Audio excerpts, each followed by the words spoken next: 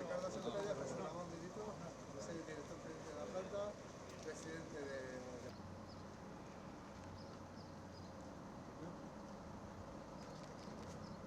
Se lleve una imagen de cuál es ese proceso y que se vea adecuadamente. Así ha habido en Sudamérica, sobre todo con el tema del global supply chain y los costes de viaje, y ahora pues en los pequeños, etcétera.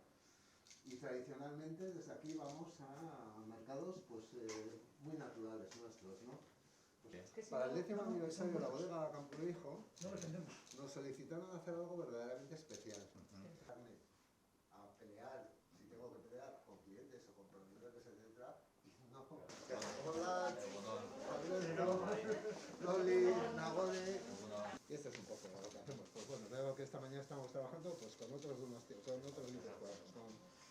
con Berbeo, y el pasado 060, que ha sido récord.